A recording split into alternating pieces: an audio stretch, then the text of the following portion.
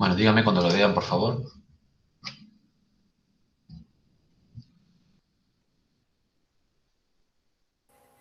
Ahí se ve, profe.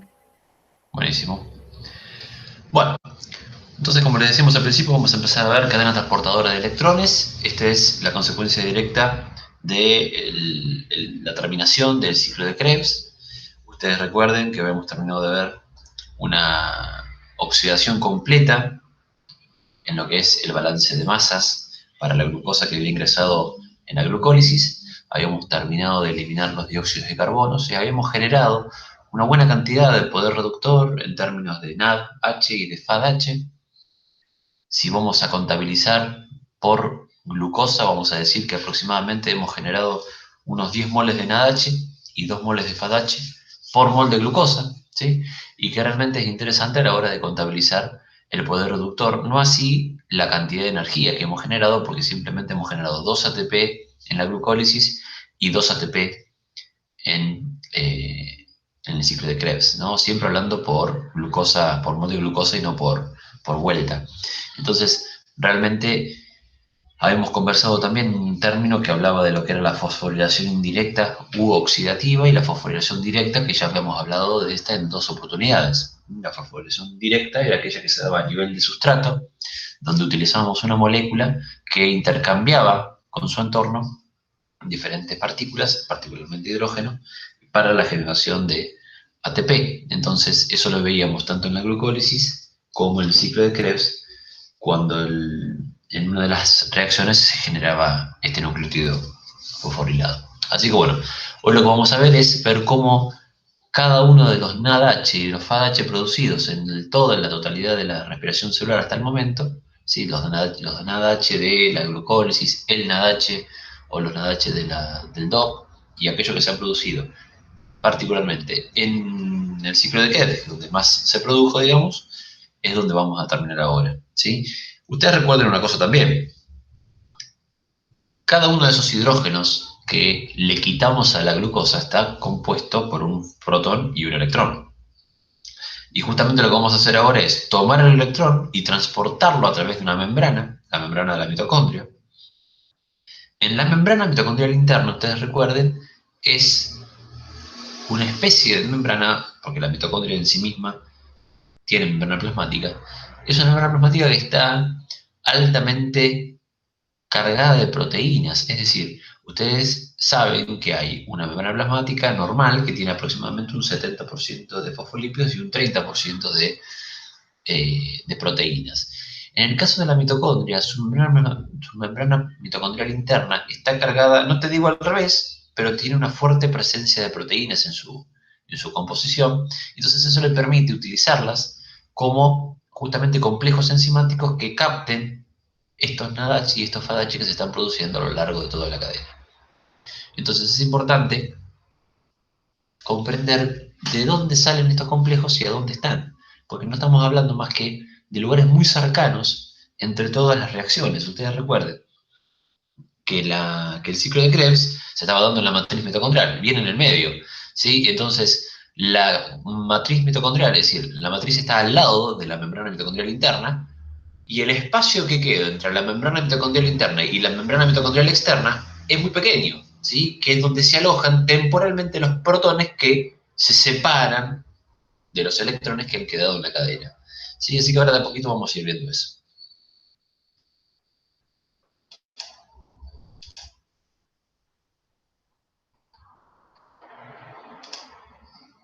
Bien, ahí tenemos toda la completitud de la cadena de la respiración celular, donde acá arrancamos con la glucólisis, ¿sí? Tanto cuando ingresa glucosa o cuando ingresan aminoácidos o ácidos grasos, todo termina siendo, como les dije la semana pasada, acetilcoenzima A, en su paso previo siendo piruvato, y en este lugar apareciendo el DOP. ¿Sí? Acá no está, pero es donde lo estuvimos conversando nosotros. Si no hubiese condiciones, digamos, de aerobiosis, aquí esto se estaría produciendo lactato, y el lactato nuevamente a piruvato por ciclo de Cori, que todavía no lo hemos visto. Este acetilcoenzima A, que ingresa por cualquiera de los macronutrientes conocidos por nosotros, ingresa al ciclo de Krebs, terminando con el balance de masas de esta glucosa, ¿sí? Entre comillas, que ha ingresado a la vía oxidativa. Y lo único que nos queda hacer entonces es que tanto el NAD como los FADH producidos entren a la cadena transportadora de electrones para finalmente dar ATP en buena cantidad y agua, que es lo que nos faltaba de la reacción química digamos, general de la respiración celular que todavía no habíamos producido. Entonces, a partir de esta cuestión, es lo que nosotros vamos a terminar de hacer hoy.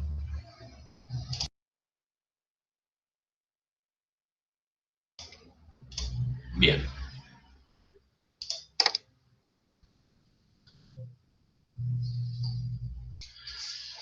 Entonces, vamos a ver que de esta cadena transportadora de electrones estamos hablando de justamente una cadena que está hecha de eslabones, y esos eslabones son complejos proteicos, complejos enzimáticos muchas veces que favorecen la llegada del NADH o del FADH de acuerdo de la cual estemos hablando. ¿Mm? Están presentes en la membrana mitocondrial interna, como ya les comenté, y vamos a hablar de, en principio, 5 complejos. ¿Sí? Complejo 1, complejo 2, 3, 4 y 5. Cosas importantes a tener en cuenta. Los primeros 4 complejos aceptan electrones, es decir, son aceptores de electrones. Esos electrones provienen de los hidrógenos que han sido captados por el NADH y el FADH. Para que un electrón pase de un complejo a otro, va a ser necesario que exista un transportador, que en este caso van a ser 2 tipos de transportadores que ahora vamos a ver. ¿Bien? Finalmente, el complejo 5, ¿sí?, es el que genera ATP, porque acá vamos a ver 2 procesos ligados. El proceso de la cadena transportadora de electrones, que culmina con la producción de agua metabólica, y el complejo último, que es el que genera, que es el ATP sintetasa o ATP fosforilasa, que es el que genera ATP mediante fosforilación indirecta por la teoría de la quimioósmosis, ¿sí? Entonces, de acuerdo a estas 2 variables, vamos a estar trabajando hoy. Ahí tenemos un poquito, digamos, esto que yo comentaba recién. Esto es la membrana mitocondrial interna, ¿la ves? Están los fosfolípidos ahí, y aquí hay como proteínas que están transmembrana, dentro, y hasta no tan dentro, digamos, o sea, transmembrana y periféricas en la misma membrana mitocondrial interna. Acá vendría a estar el espacio intermembrana, y acá arriba de todo, vendría a estar el espacio de la membrana mitocondrial externa. Por lo tanto, acá afuera estaría el citoplasma. ¿Sí? Acá adentro está la matriz mitocondrial. Acá se está dando el ciclo de Krebs. Se los voy a dibujar. Acá hay una persona que quiere ingresar. Si yo tuviese que hacer el ciclo de Krebs, tendría que dibujarlo aquí, porque se está dando en la matriz mitocondrial. Y vamos a decir que la otra membrana está acá. Entonces, esto es matriz, esto es espacio intermembrana, vamos a llamarlo también por las dudas. Espacio intermembrana. Aquí estaría, vamos a bajar un poquitito.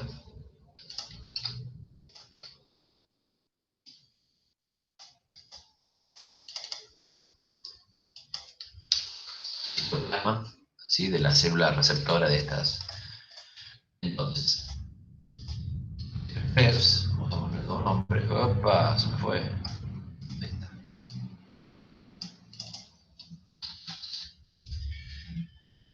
Y la membrana mitocondrial externa. La membrana. La membrana mitocondrial externa. Bien. ¿Todo el mundo entiende entonces estas acepciones que estoy haciendo, estas abreviaturas? Sí. Acá tenemos los complejos que están trabajando, ¿sí?, del complejo 1 al 4, que trabajan con la acepción de electrones y que los van trabajando. ¿En qué sentido? Cuando un electrón es arrancado, ¿sí?, de un átomo, queda lo que se denomina altamente excitado. Excitado en términos químicos habla de que se encuentra cargado de energía, y esa energía, ¿sí?, vamos a decir, no es beneficiosa para la célula porque no se puede capitalizar. Entonces lo que tenemos que hacer es tratar de bajarle la excitación química a ese electrón para lograr estabilizarlo y que no genere algo potencialmente dañino o que lesione la propia membrana. Entonces, por esta cuestión, necesitamos reducir la excitación de los electrones que han sido arrancados de esta molécula llamada glucosa, ¿sí? Que temporalmente residían en el NADH o en el FADH. ¿Qué sucede? Estos cuatro complejos entonces fusionan o descargan la energía de los electrones formando finalmente agua metabólica. Y el último complejo, el complejo 5, se encarga de la producción de ATP y ahora les voy a explicar cómo. Fíjense una cosa. Cada vez, bueno, ahora lo vamos a ver con cada uno de los complejos. Vamos a arrancar con el complejo número 1, que es el que acepta los electrones que provienen del NADH. Es decir, todo el NADH producido durante todas las rutas metabólicas que hemos conversado hasta el día de hoy, termina en el complejo número 1 de la cadena transportadora. Es decir, se recepciona el NADH, esta coenzima de reducida, deja estos electrones, vamos a decir, estos hidrógenos por ahora, ¿sí? Deja estos átomos de hidrógeno en el complejo enzimático y el NADH se recicla, se reoxida para volver a participar de las reacciones como lo hizo hasta el momento. Entonces, frente a eso, ¿qué sucede? Acá se da justamente la ruptura del enlace, ¿sí?, entre el protón y el electrón, y solamente, ¿sí?, solamente quedan en el complejo los electrones. Fíjate lo que sucede. Entran generalmente dos NADH, ¿sí? Entonces se generan dos electrones por aquí, dos electrones por allá, y la salida de cuatro protones. Fíjate eso que está ahí. Esa salida de cuatro protones, ¿hacia dónde va esa flecha rosa que está ahí arriba? Fíjate esos cuatro protones rosas que están ahí. Lo que me interesa aquí es esto. Estos cuatro protones salen de la matriz mitocondrial interna y se ingresan al espacio intermembrana, ¿sí? Entonces, el hidrógeno ingresa dejando los electrones en el complejo y los protones quedan en el espacio intermembrana por un tiempo. Por un tiempo.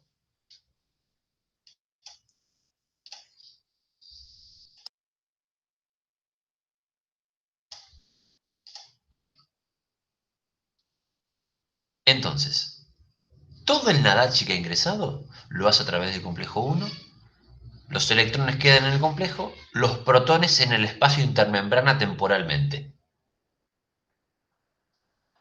¿Está claro? Bueno, ahora voy a decir una cosa más de esto. Vamos al complejo 2 ahora. Después voy a hablar de una cosita de eso que acabo de pasar. Vamos al complejo 2. El complejo 2 no es este, sino que es este que está acá, ¿sí?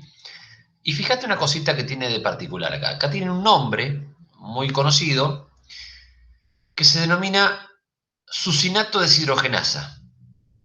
¿Sí? Hay una enzima que es la sucinato deshidrogenasa que estaba en un lugar, y fíjate la posición de este complejo que no es transmembrana, sino que es periférico hacia adentro, hacia la matriz. Esto quiere decir que el ciclo de Krebs, fíjate un segundito, mirá esta casa, el ciclo de Krebs comparte la formación de sucinato a fumarato en el mismo complejo. Es la misma enzima la que está en el ciclo de Krebs que la que trabaja en la cadena transportadora. Por lo tanto, todo el FADH que se producía en este sitio del ciclo de Krebs pasa directamente al complejo 2. ¿Sí? ¿Lo ves acá?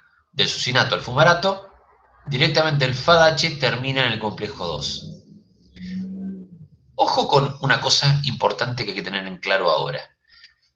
Lo que ingresó del NADH en el complejo 1 no pasa por el complejo 2. Y todo lo que ingresa en forma de FADH2 no pasa por el complejo 1, pasa directamente a través del complejo 2. Ahora, ambos electrones, vamos a decir ambos porque viene uno del NADH y otro del FADH, vamos a decirlo así de manera singular, ambos terminan para llegar al complejo 3 en lo que se denomina la coenzima Q o también llamada ubiquinona. ubiquinona. La ubis, acuérdense, es un prefijo latín que decía en todas partes. La ubiquinona es una coenzima de naturaleza liposoluble que se desplaza a través de la fracción lipídica de la membrana mitocondrial interna y que tiene la capacidad, fíjate esta flecha, como atraviesa esto y no lo toca, tiene la capacidad de llevarse los electrones del complejo 1 que han sido aceptados del NADH y tiene la capacidad también de llevarse los electrones que han llegado al complejo 2 a través del FADH. Todos los electrones hasta el momento terminan temporalmente en la coenzima Q o ubiquinona. ¿Listo? Entonces, ingresó NADH, dejó sus electrones, estamos ahora en la ubiquinona. Ingresó FADH, complejo 2, ahora estamos todos en la ubiquinona. El complejo 1 no pasa por el complejo 2 y el complejo 2 no pasa por el complejo 1. Ambos terminan en el complejo 3 gracias a la ubiquinona como transportador. Entonces, complejo 1, NAD deshidrogenasa, complejo 2, sucinato deshidrogenasa. Todo lleva a la coenzima Q. Hasta acá estamos todos perfectos. A ver qué dice la coenzima Q, si hay algo que no les haya dicho. No, no dice nada nuevo. Bien, ahí tenemos la ubiquinona, ¿sí?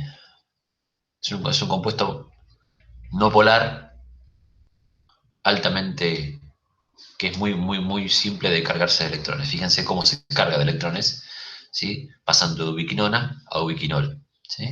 Altamente oxidado, altamente reducido. ¿Sí? Fíjate cómo estos enlaces ceto que tenés acá, cuando la llegada de electrones del NADH y la llegada de electrones del FADH terminan siendo enlaces, ¿sí? Hidroxilo. Es decir, acá están muy oxidados, acá están altamente reducidos respecto de este. Acá tenés un peróxido, ¿sí? Fíjate cómo cambió la estructura 1 de la estructura 2 a la estructura 3. Enlace ceto, enlace semi, enlace totalmente reducido por la presencia de hidrógenos. Cuando yo hablo de estas cosas, ¿lo entienden? No estoy hablando en chino. A ver, por favor, levanten micrófonos, a ver.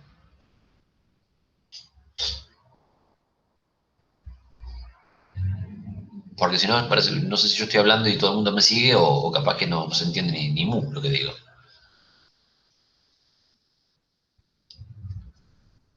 Che, ¿hay alguien o se fueron todos a hacer otra cosa mientras yo hablo solo? Me parece que se fueron todos, ¿eh?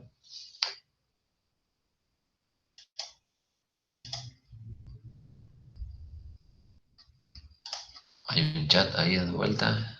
Se entiende. Bueno, listo. Confío en vosotras, ¿eh? Si no, le dicen a Menéndez y a Clement que, no se, que se entendió.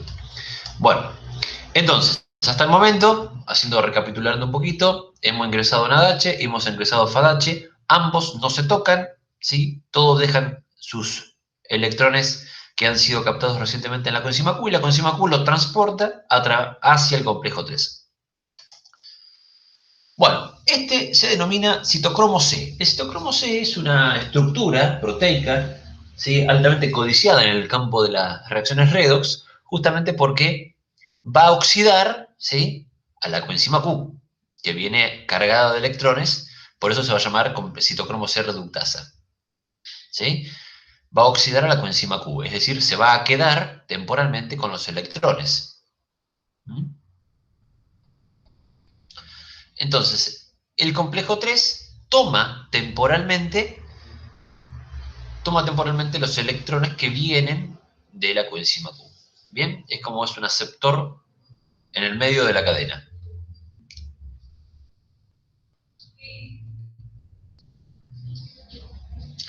Y nuevamente, para poder ligar esos electrones, ¿sí? Al complejo 3, existe salida de protones al medio intermembrana.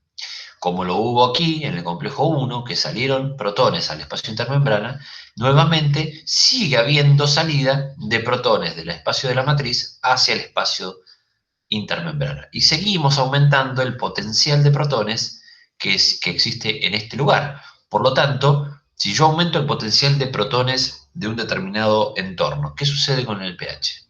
Pregunta.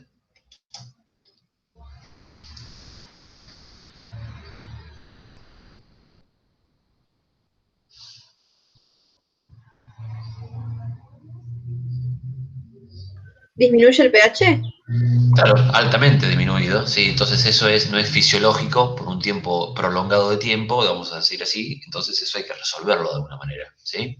Por eso es importante entender que este traspaso temporal de protones al espacio intermembrana como medio para poder transportar los electrones por la cadena, ¿sí? Porque ustedes recuerdan que estos son canales, entonces utilizan, ¿sí?, el cotransporte de un protón para poder hacer pasarlo a otra sustancia. Entonces, se está acumulando, y esto imagínense que no se da de a uno por vez. Esto está funcionando constantemente y hace que tengamos un aumento considerable de la concentración de protones en el espacio intermembrana, y ahí está el tema, ¿sí? Entonces, por ahora temporalmente hemos recibido todos los electrones en el complejo 3. Y pasamos a un nuevo transportador. Pasamos a un nuevo transportador que es el citocromo C. Es decir, el anterior era un complejo que era el citocromo C, ¿sí? Acá les dije, citocromo C reductasa es el complejo 3. Pero ahora pasamos a un segundo transportador, como la ubiquinona, que es el citocromo C. ¿Mm? Que son proteínas que están justamente también, tienen funcionalidad de transporte, ¿bien? Y que van a llevar temporalmente todo lo que tiene el complejo 3, desde el complejo 3 al complejo 4. ¿Qué sucede? Aquí también se sigue reduciendo por acción del hierro, por eso es importante el hierro en la respiración. A ver, ustedes tienen en cuenta solamente que el hierro sirve para formar glóbulos rojos y grasas. No, grave error. Todas las enzimas, como estas y los complejos, utilizan el hierro para justamente la oxidorreducción, ¿sí? Hierro y cobre. Entonces, son importantes estos cofactores para la plena utilización de los citocromos, por ejemplo. Los citocromos lo que hacen entonces es seguir reduciendo la excitación de los protones, de los electrones, disculpen. Entonces, atención con esto. Para pasar del complejo 3 al complejo 4 se utiliza un transportador medial que es el citocromo C. Al igual que la ubiquinona, se llevó los electrones del complejo 1 y 2 hacia el 3.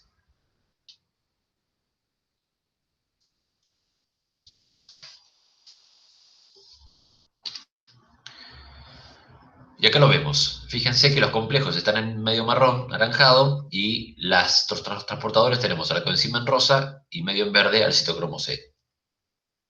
¿Qué va a suceder aquí en el complejo 4? La formación de agua metabólica. Y fíjense ahí. ¿Qué vamos a utilizar para formar agua metabólica aquí en el complejo 4? Que se va a llamar citocromo C oxidasa, a diferencia del complejo 3, que era citocromo C reductasa, ¿sí? ¿Por qué? Porque lo que están haciendo es justamente hacer que se reduzca el citocromo C del anterior y hacer que se oxide el citocromo C ahora en este complejo. Entonces, justamente el complejo 3 y 4 lo que hacen es tironear del citocromo C. Por eso se llaman, ¿sí?, el 3 citocromo C reductasa y este citocromo C oxidasa. Uno hace que se reduzca el primero y otro hace que se oxide. Aquí, en el complejo 4, entra el oxígeno como aceptor final de electrones. El oxígeno molecular que hemos respirado allá a lo lejos, gracias al sistema respiratorio, que ese oxígeno ha pasado por difusión y por una cuestión de presión parcial, ¿sí?, una diferencia de presiones parciales, y que por difusión y por la hematosis ha pasado del espacio alveolar al espacio capilar, y que de ese capilar ha llegado a la sangre, y que ahora estamos en cada una de las células que necesitan hacer respiración celular. O suponte que estamos hablando de una célula muscular, de una célula cardíaca, de una célula epitelial, de alguna célula conjuntiva o del hueso. Cualquiera de nuestras células respira, ¿sí? No podría ser en este caso un glóbulo rojo porque no le da, porque no tiene eh, mitocondrias. Entonces, claro, ¿qué sucede?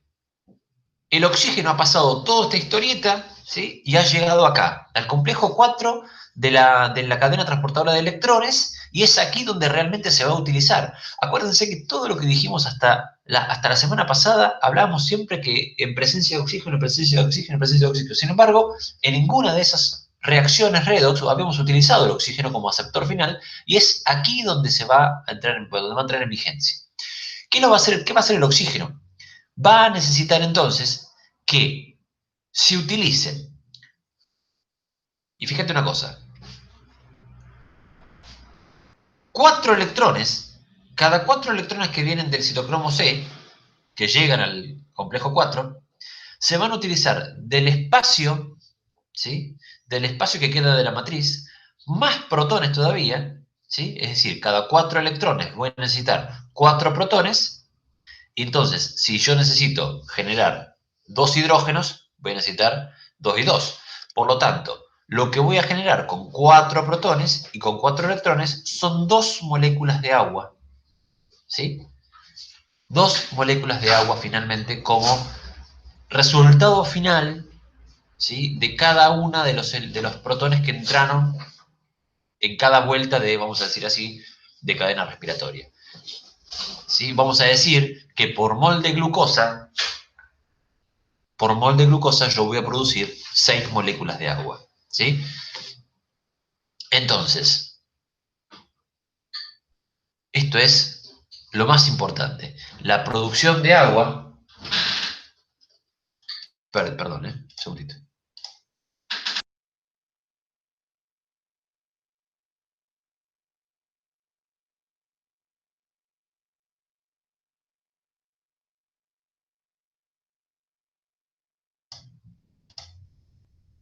Bien. Entonces, hasta acá estamos. Hemos producido agua, ¿sí? Con el oxígeno que ha ingresado. Vos fíjate que es el oxígeno molecular, por lo tanto yo necesito, si cada molécula de agua tiene un oxígeno, yo necesito producir 2 moléculas de agua, por lo tanto tengo que utilizar 4 electrones y 4 protones. Y fíjense una cosa que no es menor, sigue habiendo propulsión, ¿sí? Sigue habiendo propulsión a través de las bombas de hidrógeno, más hidrógeno, para que pueda pasar este hidrógeno también, se bombea hidrógeno al espacio intermembrana, o sea que sigue incrementándose todavía, que aún no ha cesado el gradiente electroquímico de protones en el espacio intermembrana. ¿Bien? Pero bueno, hemos resuelto el tema de los electrones. Ahora tenemos que resolver el problema de los protones en el espacio intermembrana, cada vez más importante la concentración. Bueno, esto es lo mismo que hemos mostrado. Y finalmente aquí llegamos a la fosforilación oxidativa. Es decir, acá algunos autores hablan del complejo 6, el complejo 5, y otros hablan directamente de fosforilación oxidativa. A ver, el tema es que entendamos qué es lo que va a suceder acá. Esto es, la fosforilación oxidativa es también llamada indirecta. ¿Por qué? Porque yo no utilizo ningún tipo de sustrato, como lo hice anteriormente, ¿sí? Para producir ATP. Lo que voy a utilizar es, como precursores, ADP, ¿sí? Es decir, adenosín difosfato, más fósforo inorgánico presente en el espacio, y voy a generar ese enlace fosfato para generar ATP a través de esta teoría, que es la más aceptada, que es la teoría de la quimioósmosis. Es decir, ¿qué sucede? Acá voy a mostrarles esto. No, esta no es la que quería mostrarles. Acá está. Fíjense una cosita. Esta es la membrana mitocondrial interna. ¿Sí? Acá están la coenzima Q, el complejo 3, el citocromo y el complejo 4. Y acá está el complejo 5, vamos a decirlo nosotros. ¿Sí? Fíjate una cosa, la membrana mitocondrial interna, el espacio intermembrana cargada de protones, porque tanto el complejo 1 como el complejo 3 como el complejo 4 han bombeado hidrógeno a este espacio, y esta es la membrana mitocondrial externa, y acá tenemos el citoplasma. ¿Qué va a suceder? A través, ustedes recuerden que todo transporte, cuando hay una alta carga de un lado de la membrana, va a tender a un potencial mucho más grande y va a tender a nivelarse, ¿sí? Entonces lo que va a favorecer esta bomba, este ATP sintetasa, la vamos a llamar, ¿sí? ¿Por qué? Porque sintetiza ATP. ¿Qué es lo que va a hacer? Como si fuese una bobina, ¿vieron la bobina de los coches, de todas las maquinarias que producen energía, o que utilizan energía, o que guardan energía, mejor dicho? Las bobinas lo que hacen es utilizar el pasaje intermitente y el pasaje continuo de estos protones del espacio A al espacio B, y este pasaje, este potencial electroquímico, va a generar la energía química necesaria para poder acoplar ADP más fósforo inorgánico en términos de ATP. Bien, entonces, la teoría de la quimioósmosis está justamente diciendo que ante el pasaje ¿sí?, de protones del espacio intermembrana a través, ¿sí?, a través de la ATP sintetasa, va a favorecer generando la energía química disponible para adosar o condensar ADP más fósforo inorgánico. Y aquí no hemos hecho más que no utilizar nada, ¿sí?, ningún sustrato para favorecer la fusión de ATP. Por lo tanto, es fosforilación indirecta, o también llamado oxidativa por los procesos, ¿sí?, que se han utilizado. Y de alguna manera, lo que voy a hacer también es resolver el tema del potencial, del alto potencial electroquímico que tenía en el espacio intermembrana, porque al dejar pasar nuevamente mayor cantidad de protones, estoy justamente desplazando o nivelando la concentración del espacio. Y vuelvo a generar, ¿sí?, que estos hidrógenos que quedan aquí vuelvan a utilizarse como para ser bombeados como lo fueron en este momento, ¿sí?, en el complejo 1, 3 y 4. Bien, bueno. Ahí tenemos un poco el traspaso, ¿sí? Miren acá, ¿sí?, los hidrógenos del NADH pasan por la coenzima Q al complejo 3. Al citocromo, el complejo 4, formando agua. Acá les muestro. Ah, no estaban los del FAD acá. Bueno, esto sí es importante, miren. Una cosa para decir acá. Ojo con esto. Hay literatura que dice que cada NADH produce no 3 ATP, sino más bien la totalidad puntual es de 2,5 ATP. Les digo por las dudas, pero en general se habla de 2,5 ATP y no de 3. Y cada FADH produce 1,5 y no 2. De todas maneras, ustedes por ahora quédense con este valor, pero tengan en cuenta que puede ser que lean 2,5 ATP y 1,5 ATPs. Fíjense una cosa, la glucólisis había producido 2 NADH, el DOP había producido 2 NADH, ¿sí?, y el ciclo de Krebs produjo 6 y 2 FAD, siempre en términos de mol de glucosa. ¿Estamos? Entonces, todo esto, estos primeros tres van a terminar en el complejo 1 y este va a terminar en el complejo 2. Y llegamos a este resumen. La glucólisis produjo 2 ATP que terminan siendo 2 ATP netos y 2 NADH que terminan siendo 6 ATP, porque cada uno vale 3, dijimos, por lo tanto, 6 ATP. La respiración celular, propiamente dicha, oxidativa. ¿Qué tenemos acá? Ácido pirulico acético, esto es el del DOP, ¿sí? El DOP generó 2 NADH, por lo tanto, si cada uno vale 3, tengo 6 ATP. El ciclo de Krebs produjo 2 ATP, uno por cada vuelta, genera 2 ATP. 3 NADH por vuelta, por lo tanto 2 vueltas, 6 NADH, ¿sí? Y si esos 6 NADH, acá cómo está, acá, 6 NADH tienen la posibilidad de producir 3 por 3, 9 ATP, por lo tanto 18. Y lo mismo con el FAD, que producen 2 ATP cada uno, por lo tanto 4. Acá tengo la totalidad, ¿sí?, de ATP producido o explicado en detalle por cada mol de glucosa, ¿sí? Así que bueno, ahí estamos. ¿Listo? ¿Preguntas? Alguna cosa interesante de lo que trato de color.